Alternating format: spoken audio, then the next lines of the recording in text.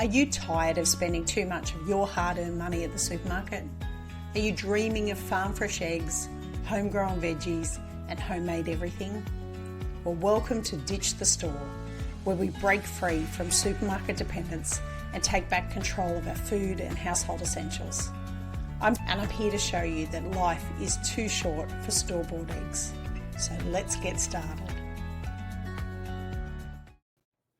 G'day everyone and welcome to Ditch the Store. Still feels weird saying that after saying not the farmer's wife for so long. I have been running around all afternoon and animals are finally all fed.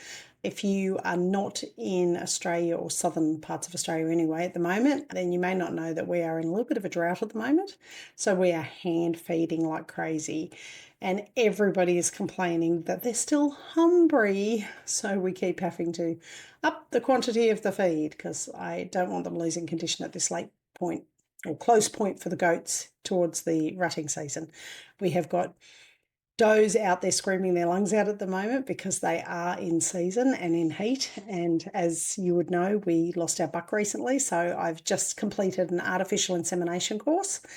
And the next big task for me is to get all of the girls onto a program, a breeding program, which means pausing their heat cycles briefly so that I can have all their heat cycles arriving at the same time so that I can go through and do the artificial insemination all in one hit. I would have liked to have done a natural heat cycle, but I actually think after doing the artificial insemination course that it's probably more practical to do a scheduled program. And if I'll talk about that in later episodes. When we start talking about goats a bit more, I will talk about the artificial insemination process. It's very interesting. It's not perfect with goats like it is not perfect with cows, but it's close to perfect with cows. With goats, there's a lot more research that needs to be done. So I'll let you know, and I will keep you in the loop on how we go with that. But this week we are talking about chicken coops. Now, I have previously spoken about chicken coops, but I wanted to touch on some questions that are frequently asked questions where people just really seem to get stuck. And I mean, you can Google the world out of some of these questions. Some of them are really obvious. Some you'll get very differing opinions. So I thought it might be a kind of timely episode to do chicken coop questions that a lot of people ask and get confused about. They're really common questions, and some of them, you might think, God, I feel stupid asking that question and I don't want to ask it. There's no dumb questions when it comes to livestock because, like, even for me who's been around livestock for years, I am still learning every day. I mean, the whole cycle that we've been through here with Barber's poleworm, I had no idea how bad Barber's poleworm was until I have lived it. And we've been living it for the last 3 to 4 years. And I can honestly say I'm still learning something every single time I do research. I am still learning. And that'll be the case with chickens too. You will learn stuff and go, oh, shit, didn't know that. That's news to me. Other points, questions that I'm going to discuss, you'll look at and go, really? Did somebody not know that? But remember, we're all beginners once. And when you're a beginner, it feels like a dumb question, but it's not because you've got to start somewhere. So what are we hitting? And hopefully this will be a quick episode. I am running very late recording. It is actually Sunday afternoon while I'm recording and I have not stopped on the weekend. So I need to get in and get it recorded because it's almost dark and I need to get kids, as in human kids, fed. So first cab off the rank is how much space do you really need for chickens? And this goes out to all my urban listeners. If you're not on a farm, if you're on a farm, you could have a setup like us, like a Joel Salatin style tractor that moves around the paddock and is set up with an electric fence or a chicken-proof fence around the outside of it. But they have a tractor that we move that's on wheels, that their food and their nesting boxes are internally attached to, and we just move that into the new area of paddock that we want them to go into. And that's great because that's a real proper paddock rotation system. However, if you're in an urban environment or even a semi-urban environment, like semi-rural, a couple of acres, you may not have the ability to do that, in which case you need to have a fixed coop. And if you're having a fixed coop, what size are you looking at? So the golden rule that I use is for internal space in a coop, in the actual house that they're going to sleep in overnight, lay their eggs in bad weather when maybe you don't let them out if you're not there, or really horrendous weather conditions, they need 1 metre per bird. So if you have 3 birds, you're looking at 3 metres square that you would really want for those birds. 5 birds, 5 metres square. Now that is made up of feeding areas, watering areas, nesting boxes, and roosting area for them to sleep overnight.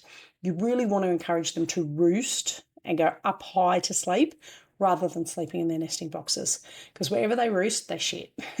And you don't want them in their nesting boxes shitting, because then that's just more work for you to have to clean them out. So you really want to encourage that roosting behaviour overnight. Now, for an outside area, so a fenced area that they're in unsupervised during the day when you're not there, that has got a whole bunch of requirements it's going to have, which we'll discuss in a minute, you need about 2 to 3 metres. They say 3 metres, but I've found anywhere between 2 and 3 metres per bird. So that for 3 birds, that would be 9 square metres. Now that sounds like a lot, but when you measure it out on the ground, it's actually not that much. And if you think about in Australia, an average size backyard used to be about 1,000 square metres, or a house block rather, about 1,000 square metres. When I came to Canberra, an average one was about 750, 800 square metres. Now in Canberra, you'd probably be lucky to be on 400 square metres, but it's probably a 2-storey house or a townhouse. So you are limited in some areas into being able to have that kind of space, but realistically, that's the kind of space you need to be looking at. Now, if you don't have space for that in your backyard, you can consider alternatives like using somebody else's backyard. If you have a family member that maybe isn't as interested in having the chickens but would like the bonus eggs, might be able to strike a deal with them. Or you can approach community gardens. So you can go to areas where there's community gardens and set up a chook run there. And you're basically renting a garden bed where everybody else would have a garden bed. You would be taking that to use as a chicken coop. Now, the bonus there is you can have people that you could probably sell eggs to, because they're going to be very happy to buy some lovely organic non-cage eggs. But also too, you'll probably be able to swap fruit and veg for chicken manure with gardeners, because they love chicken manure. It is actually one of the best kinds of manure, once it's broken down, to put into your garden beds to get that nutrients back in. Now, the reason that you need to have that much space is because chickens won't like being cramped. There's very few chickens that would be happy in a cramped situation. And if they're not happy, they're not going to lay properly. They're going to be pecking order fights. They're more likely to have parasite and pest issues. You really need to have that kind of space. If you don't have that space, you'll find that your chickens aren't going to be as happy as if you did give them that correct amount. Now, there are things you can do that you can, if you don't have that kind of space, that you can utilise as a permanent yard. And one of those is that you can make it more vertical. So having roosting areas that maybe you might have like a ladder system that goes up to a roosting area. You might have nesting boxes that are kind of sticking outside of the wall. So they're roll-away ones that stick outside of the wall and that they get into, and therefore it kind of doesn't take up the space of the coop so much, more the outside area of the coop. They're ones that you can do.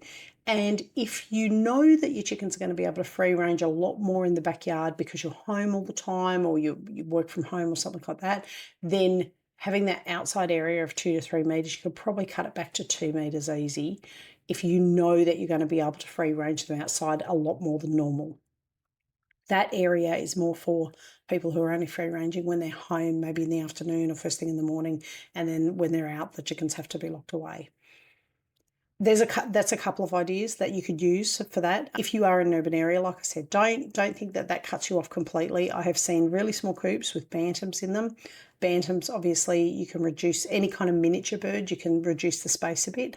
You don't get as many eggs, but that's okay. You've still got your chickens coming through with eggs, and you don't need as much space. So for bantams, you could probably wind that down to about 0.5 metre a bird for the inside space and about 1.5 metres for the outside space for bantams. Now, one thing I will point out is definitely do not go without the roosting posts for them. So rods, usually round is good because they can kind of get their claws around it. A round timber roosting post. I like timber rather than metal. I think metal gets too cold if you're in a frosty area. It could get too hot if there's sun coming in on it. So timber kind of is a bit more insulated. Round timber posts.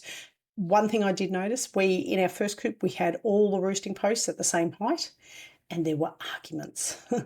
What I didn't realise then, this is going back 7, 8 years.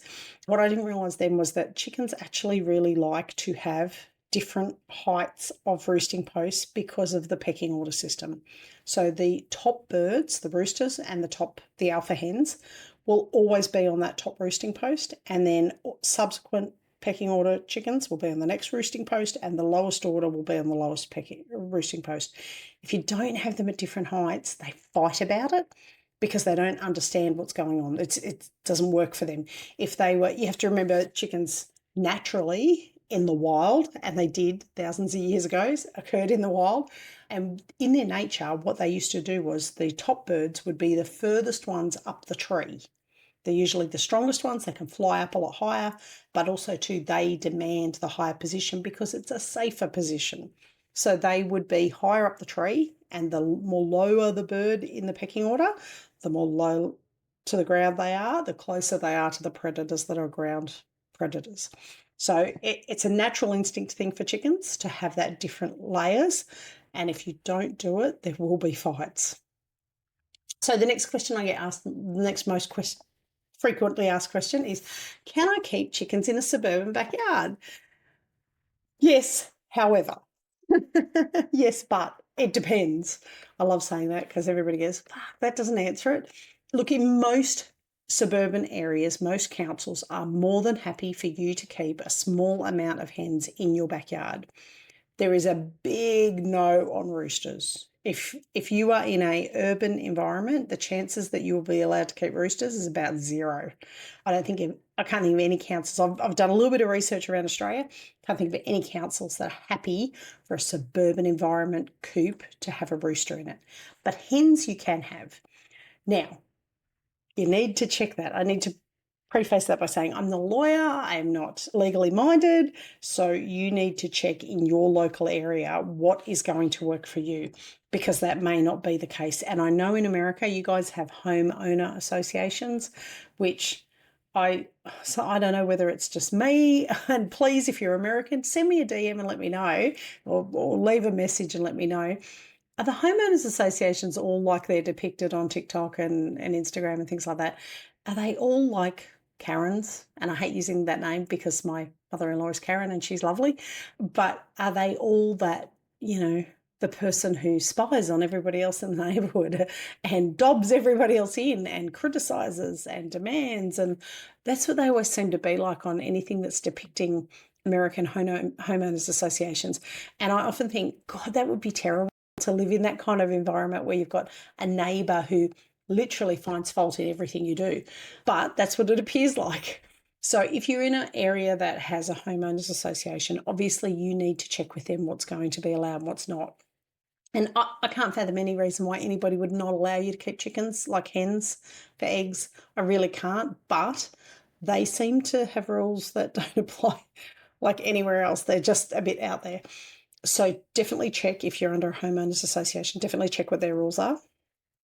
Also, the big one is talk to your neighbours. Discuss it with your neighbours. And, these days we just don't know our neighbours like we used to. I can remember growing up as a kid, and I grew up, for a good chunk of my childhood in Sydney, which is a major capital in Australia. And in an urban area, we lived in an urban area. We had the farm already, but we lived in an urban area. And we knew all our neighbours. We didn't necessarily like all our neighbours, but we knew all of them. And the idea now that people don't know their neighbours, and certainly when I lived in Canberra, there were times when I had no clue. I would sometimes reach out to my neighbours and talk to them, but I had neighbours that I'd never spoken to. And if I did speak to them, they would just kind of look at me a bit weird and grunt and go off in the other direction. We just don't speak to our neighbours very much anymore like we used to. But if you are thinking about getting a backyard coop, I would say to you, definitely reach out to your neighbours. If you don't know them, just put a little card in their letterbox and say, look, just reaching out. We live next door. I'm considering getting a chicken coop. I've checked with the council. The council have said that's fine so long as we don't have roosters. I just wanted to let you know that I'm going to set it up, and if there's any concerns about the following things, because this is the ones that people always ask about, it's noise from the chickens. So if you don't have a rooster, that kind of cancels out most of that. Smell from the chickens, and security for predators coming into the yards. Now, predators there's not a lot you can do about it. You can make it secure so that the predators give up and they, they'll give up and not be so interested in trying to get into your chicken coop because they'll have a couple of attempts, and when they can't get in, they'll give up. Smell is the big one. Smell and pests. I haven't written that down though. I should have written that down. Pests coming in for chicken grain, chicken food, mice, rats living in the coop. So smell and pests are the two big ones. And you can address them straight up and let them know that, obviously it's your backyard. You don't want it to smell like a chicken coop. So you're going to be hygienic and keep the chicken coop clean.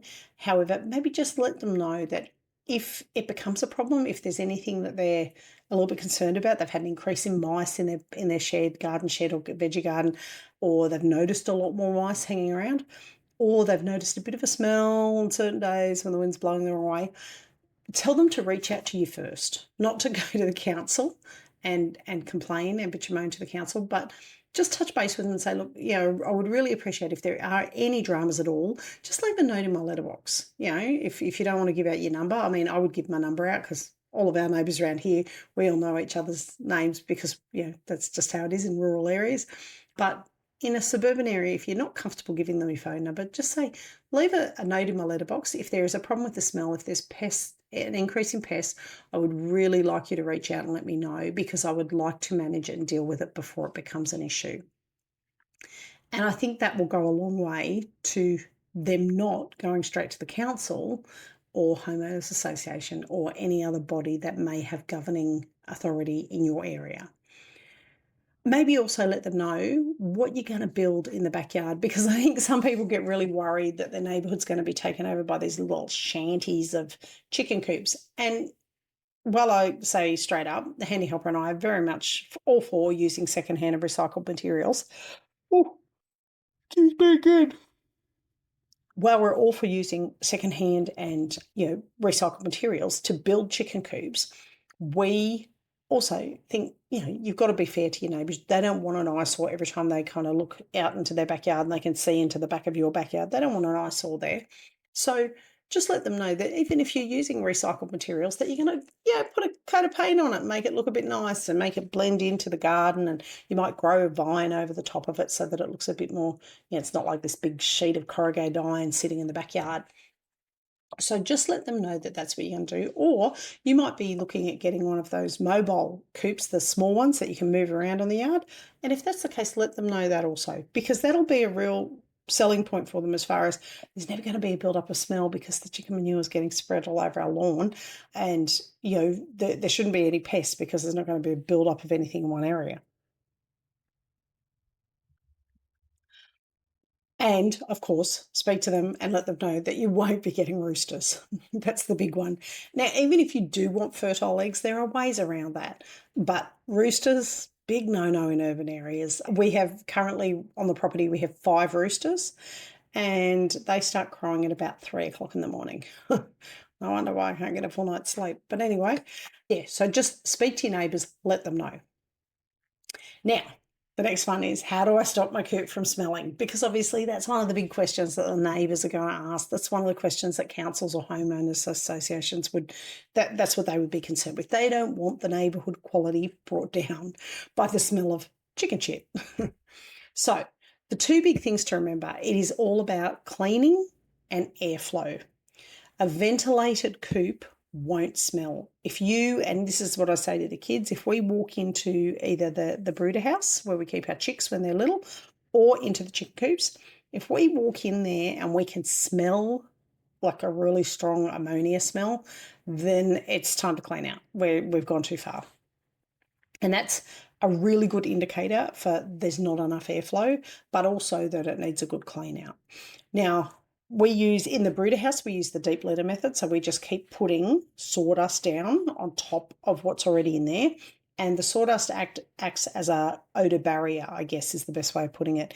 It sits across any manure that's sitting on the old sawdust, and it keeps the smell in, but it also keeps it dry so that they've got a nice dry, soft bedded area to be over night time. And it's thermal, so it insulates them as well.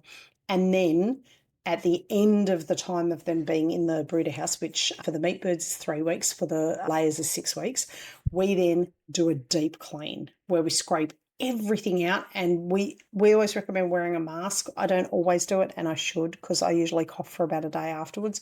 Wear a mask when you're cleaning out if you've used the deep fill method.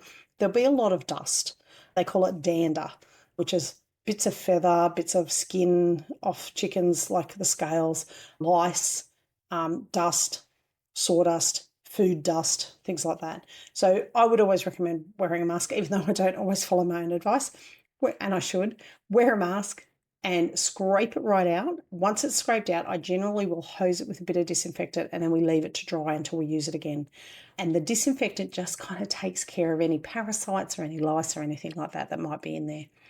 Now, to do that on a regular basis with a normal coop, with our chicken tractor, we scrape all the manure out before we move it each week. But in a fixed house, and this will always be a problem in a fixed house, is watching the build-up for lice. So what I would recommend is at least once a month cleaning all of the bedding out and spraying a lice. You can get spray bottles that have lice disinfectant, if you like, in it, and it'll kill lice in there. Allowing it to dry completely, and that's probably best done in the afternoon. If you've got morning layers, do it in the afternoon. Allow it to dry completely. You could probably give it a miss over the winter months if it's not going to dry completely, so you don't want to really upend your girls in the middle of winter, but they may not be laying in the middle of winter, so you might be able to do it in the morning. If they're on the molt, do it in the morning. But in the summer months, definitely, so through spring through to autumn, you definitely want to clean out probably once a month, a deep clean, spray for lice, and then once that's all dry, then restock your bedding in there. Now, as far as the bedding goes, on the ground, I've seen blue metal work really well in a fixed coop. I've seen coffee grounds also work really well in a fixed coop. For bedding inside the house, where you've got your nesting boxes, or on the floor, you might want to put a softer bedding just in case you've got girls that don't want to roost. Wood shavings are my preferred option. I have trialled straw, and I've trialled like old hay and things like that. And the problem with the stalky stuff is it seems to harbour lice more. I don't know why, but it does. The shavings just don't seem to be as attractive to lice as what straw is. So having shavings down, I find, it soaks up a lot of the manure and any kind of dampness or moisture in there, but it also is really easy to clean out at the end of the day. Straw, you're trying to clean it out, and I actually feel like I'm crawling sometimes with the dust with the straw. So shavings are much, much easier to work with in my mind.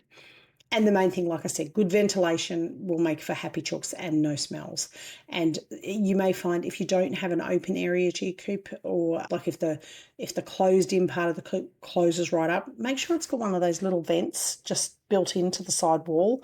If it hasn't, if you're half handy, and it shouldn't take much, to just cut a little hole out and just go buy one of those vents from Bunnings, that just normal wall vents, and put it in there, and it just allows for that airflow. If you're worried about pests, make sure you get one that's got mosquito mesh on the outside of it or on the inside of it. So it'll have vented metal slats on the outside and screening on the inside, and that just stops anything coming in as well. So that's my best tips for how to stop your coop from smelling. Don't let it build up and you'll be right. Now, this one, this is the one that everybody goes, I feel so stupid asking this question. But honestly, if you've not been around livestock, you can't be criticised for not knowing this. Do I need a rooster for eggs? And you would be surprised how many times people ask. Even people on the chicken pages that I'm on Facebook will ask this question. And some people can be so mean and cruel to them. And it's just like, man, everybody started somewhere. Everybody was a beginner at one point. You do not need a rooster to get eggs from your hens. Hens will produce eggs no matter what. Their egg is like, well, I always say chicken periods, which sounds terrible, but that's what they are. So every day, or roughly, depending on the bird, anywhere between every 23 hours right up to every 30, 40 hours, a chicken will drop another egg. And that egg would have been fertilized had she been running with a rooster. And it doesn't mean they're always fertilized. Sometimes the roosters throw blanks. Sometimes the chicken doesn't decide. Chickens have this really cool thing, and this is going to gross some people out. So if you get grossed out easily, turn off for a second.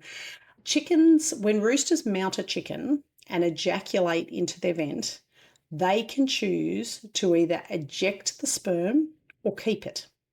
So if there are 2 roosters running in a yard with a hen, the hen can actually choose which rooster she wants to fertilise her eggs. How cool is that? I reckon that's awesome that chickens have that. Like, you go, chickens. They're like the ultimate feminists. They get to pick which one they're going to keep and which one they're going to reject. So they can eject it out of the vent. So just because they're running with rooster, it doesn't mean they'll have fertilised eggs. However, they will not have fertilised eggs without a rooster. It's just not possible at all. That also being said, if they've had a rooster anywhere near them in the last month, they can still be producing fertile eggs. So you do need roosters if you want fertile eggs. You need to have had them at some point with your girls. However, you do not need a rooster to produce eggs that you can eat and enjoy all the time. You can have 5 or 6 hens in there, and they don't even. So I've heard stories of hens turning into like rooster-like behaviour when they haven't had a rooster with them, but I've not seen it. I've had alpha hens who are very dominant and very protective and very authoritarian, but not any hens that started crowing or anything like that. But I have heard people say that that has happened in the past. So chickens will eventually always lay without a rooster. They will just keep laying their eggs. They can never be exposed to a rooster in their entire life and still just keep laying eggs at a normal rate. If you need fertile eggs, then you need a rooster, or you need to know somebody who has a rooster.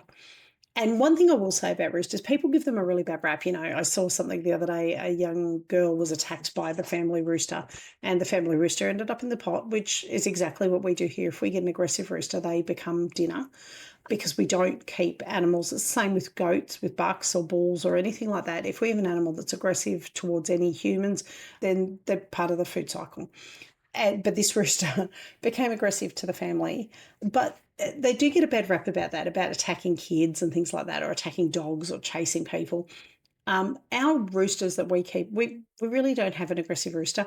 OJ's been chased once when he decided to pick up one of the girls that was one of the rooster's favourite girls, and the rooster just took an exception to it and said, "Leave my girl alone."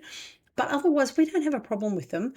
And we keep them because this sounds terrible. So sorry to all the men out there. They're the first line of defense when it comes to predators. Now, we do have a Merima dog who looks after the chickens. However, if something gets past the Merima, I want the roosters to be there because the roosters will throw themselves at a predator in front of a hen. And certainly our roosters do. We've had snakes in the yard before, and the roosters will be the ones to go and stand between the snake and the hens. And they're cannon fodder at the end of the day, which I know some people would freak out and go, "You use your roosters as cannon fodder." But they are, because my hens are more important to me than the roosters. I can always replace the roosters. There are more roosters in circulation than need be. However, hens are a bit harder to replace, especially a good laying hen that's already at mature age. So we keep our roosters. We've got 2 roosters in our main yard, and at the moment we've got 3 roosters in our second yard, and we've just had 7 chicks that are almost able to be sexed at this point, and I think at least 2 of them are roosters. But if they're tame and they're Aracans, I'll probably keep them. So, next question. What is the best floor for a chicken coop? Now, when I was growing up, nobody had anything other than dirt floors for their chicken coops. Seriously, nobody would go to the extremes of building a floor for a chicken coop. However, there are some pluses for some of the other ones. So a dirt floor, cheap, doesn't cost you anything to do. Can put it anywhere. You can move your coop and you still got a dirt floor. The chickens will scratch in it. You can throw scraps onto it. If you rake it, you can keep it reasonably clean, but you can't keep it spotlessly clean. So that's dirt. Timber. There's a cost attached to that. That doesn't necessarily make it spotlessly clean because lice will live in timber slats. We've had a timber slatted floor and it was a real pain in the ass to clean. So I wasn't a fan of it. It was easier to clean the manure out of. It was hard to clean the parasites out of. Concrete. Probably the most expensive out of the lot. I would love to have concrete floors in my coops. If I had fixed yards, if I had fixed breeding pens, I would absolutely concrete them. because you can go in and hose them out and disinfect them and put new bedding down without a problem. But you have got the extra expense and you can't move them. You can't shift the coop anywhere once you've got concrete slabs down. That's the area that you're using for your chicken coops. Now, out of them, we have dirt because we have a rotating coop system. Well, we don't have dirt. We actually have metal and we have mesh. And I have to be honest, mesh is probably my pick. And the reason for that is because the manure will fall through the mesh. If you're in a tractor system like we are, not a fixed system, I would say definitely go mesh. The manure falls through. You don't have to scrape it out as often. It's easy to clean. You can take a hose in there and just hose it down with a pressure washer. It's a really simple solution if you're using a chicken tractor. If you're using a fixed chicken coop, I would say timber would be the go-to. And the reason for that is it keeps them more insulated.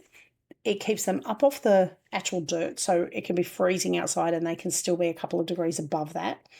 But also too, you can use it for rodent control. So if you make sure there's no gaps that a mouse or a rat could get through, or a snake, then you can stop rodents getting through and still have some airflow coming through. You don't want it drafty, but it will allow some air to come through. And with a good stiff brush and some disinfectant, you can clean it reasonably easy. It's not the end of the world. Also, one thing I will say, and I think I'll talk about predators in a sec, I've got that next on my list, but hardware cloth underneath the flooring to keep diggers out. But if you do a mesh fence outside that's skirted and dug into the ground, then you don't have to worry so much about the hardware mesh, the hardware cloth. So predators is the next one. And I want to preface this by saying people automatically assume, it's going to be foxes, it's going to be raccoons, it's going to be mountain cats. It's like for my American friends, I imagine bears would probably take a chicken. I don't know whether they bother, it's probably not big enough eating for them.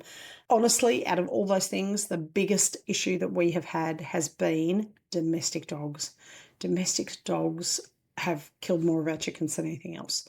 So I really, if you're in an urban area, do not assume that dogs aren't going to get into your yard.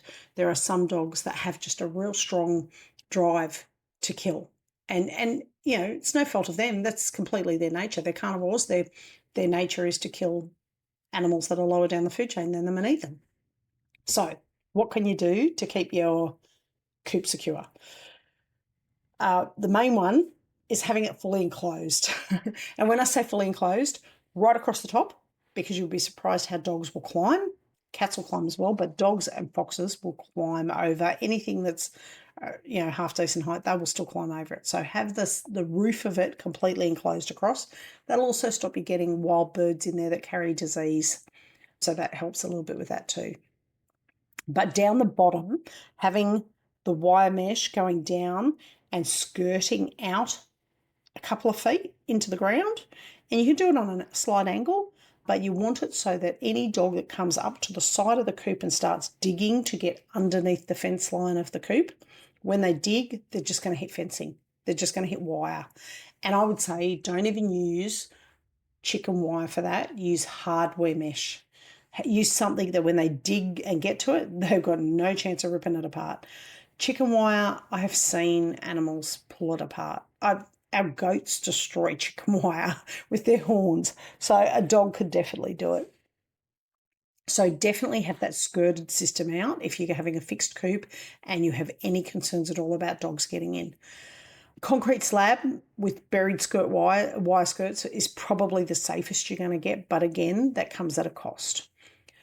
One thing I would say is always lock your chicken coop overnight. Predators are more likely to come out. And when I say more likely, that's not 100%. We've had foxes come in the daytime to get into the chicken coop. We had all our domestic dog attacks occurred during the daytime, but we weren't home at the time. We came home in the middle of one of them, which was horrific, but at least we caught the dog.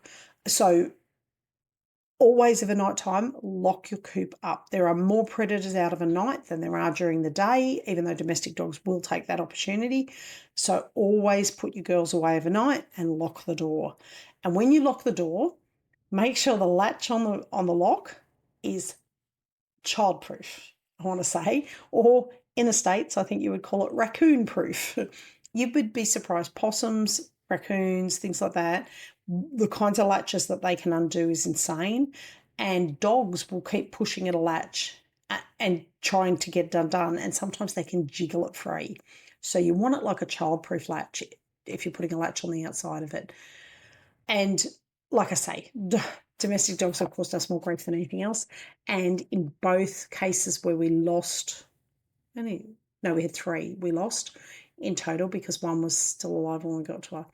In all 3 cases, it was domestic dogs in the daytime, and they came into our backyard and into the area that the chickens were housed in, so at the outside area, because that was open, like we didn't have a closed in outside area. We had a free range area.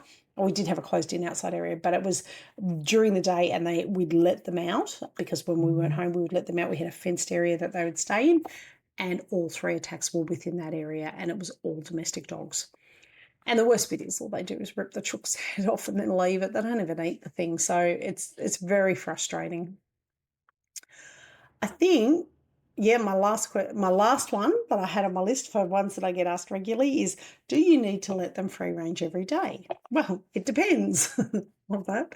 Not necessarily. If you are going to be away for a weekend and you don't have somebody who can come and monitor them, then I would say no, leave them locked in. It's not going to hurt them to leave them locked in. So long as they have food and water, you will have a build-up of manure, you will have a build-up of eggs, but it is not going to hurt them for a couple of days to stay in their coop.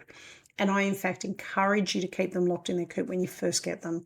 So when you first bring girls home and you put them into their brand new hen house, their first time staying overnight with you, I would always encourage you to keep them locked in for about 3 days so that they get used to their coop. They know the nesting boxes, they know where the food is, the water is, they know where they can go and hide within their coop before you let them free range anywhere. And that just means that they'll have a bit of a pattern set as to where they're sleeping overnight. And when you let them out, chances are most chickens will take themselves to bed overnight. Our girls certainly do. They all go in and roost overnight. When they're ready, they just go in and do it. And so if they know that that's their coop, they're more likely to go straight back in.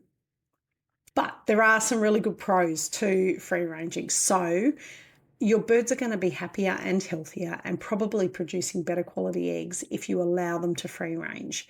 Now, you don't have to have them free ranging for 8 hours, 12 hours a day. Ours are completely pasture raised, so they come and go into the coop as they please. We don't have an automatic opener. They can access the grass and outside at 3 o'clock in the morning if they choose. But that's because we have a Merrimer living in the paddock with them. If we didn't have the Merrimer, I would have an automatic door that shuts when the sun goes down because the girls will always be in bed. My girls always go to bed before the sun goes down. If you can allow them a couple of hours every day to free range, you will definitely have healthier hens. If you can't do that, then every other day at least, and preferably 2 full days on the weekend. Allow them to get out there and really forage and be out there for the whole day. That would be ideal. Now, the cons of having them free ranging is that they are more susceptible to predators. Like I said, the dogs that came in, they came in when our girls were free ranging outside within a fenced area, but in the orchard area, and the dogs jumped the fence and went into the orchard area. So predators are always going to be a bit more of a risk when you're free ranging. But the big risk, the real big risk, is the rest of your garden. Your veggie patch, if it is not kept secure from chickens, it will get decimated when they're free ranging. So just be prepared for that. If you can't lock them away from it, then you really do need to supervise. Now, there are alternatives, and I have seen chicken tunnels. The lady that we got our Brahma rooster off, she has chicken tunnels around her yard where the chickens can go from the coop to different foraging and kind of grassed areas without actually leaving any kind of going outside of safety bounds. So it's a mesh tunnel that leads from the chicken coop to the grassed area, which is an enclosed fenced area. So then they can just free range in that enclosed fenced area and then go back to the coop through the tunnel whenever they're ready. Other ones I've seen are mobile chicken coops where people take them out of the coop during the day and put them into a mobile chicken tractor that they move to different parts of the yard each day. And that way they're always kind of not in their own manure. They're not fouling up their the chicken coop. If you've got a nesting box in there, then they'll go in and nest during the day while they're foraging. I've also seen them put chickens in like a wire ball, and the chicken just walks around and the ball moves. It's like one of those big puffy balls that you get in and you roll down the hill in, but it's mesh. And so as they walk, they can still peck at grass and pests and things like that. I've not tried them, but they actually look really cool. And I reckon, I don't know, maybe my chickens will go, oh, we're too good for that. But that would be an alternative too if you wanted to free range them, but you couldn't be there to kind of supervise all the time. But again, I don't recommend letting them out to free range if you think you're going to have a problem with predators, because coming home to a dead chook is, I wouldn't say heartbreaking. Depending, you might be really attached to your chook, in which case it would be heartbreaking. But it's really annoying coming home and finding that a predator's been in to your chickens and potentially killed or damaged one of your chickens. And the thing is that, like I say, they don't even eat them. If they, we've come home and had one that was not even dead. It was damaged, and it was damaged beyond repair, but we had to then terminate it because it was still lying there alive. And it's like, you can't leave it there in agony, and this is not able to be fixed when it's ripped apart. So if you can free range them, let them. If you can't, don't stress. So long as they've got enough food, water, and you keep the coop clean, they will be fine. So have you got a question that I haven't covered? Because if you have, send me in a DM and say, hey, you didn't cover this one. I'd really like to know this, because I'm more than happy to help out and answer any questions. And if you have a coop that you think is pretty cool or amazing, then post it and link me in at Mojo Homestead or at Ditch the Store.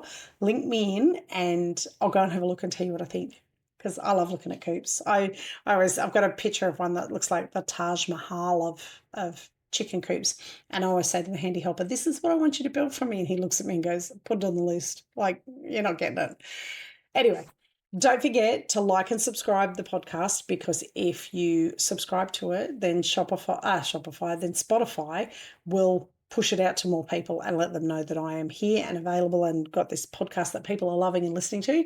Likewise, if you put a review on, that bumps us right up that scale. So if you feel inclined, chuck a review on so that we can get out there to more people.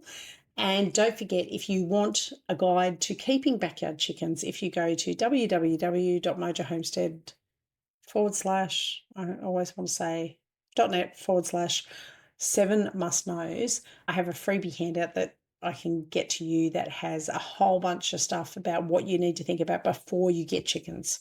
So if you've already got them, you can still get the handout. It's still going to help you. But if you haven't got chickens yet, definitely get the handout and go and have a look at it. Anyway, no handy helper this week. He is at work. I will hopefully have him back for the next episode. And I can't even remember what the next episode's about. But we've got a couple more weeks of chickens. And then we're going to start talking about sourdough. And let me tell you, I made the best sourdough loaf I have ever made in my life just yesterday morning. It came out of the oven and it was perfect. It was so hard to wait an hour before we cut into it. We did. And it was worth the wait, because it was the best loaf I've ever made. So that's coming up next month. What are we now? April? So May. May and June is sourdough month. We're talking all things sourdough. Anyway, that's it for me for tonight. Today morning you'll be listening to this.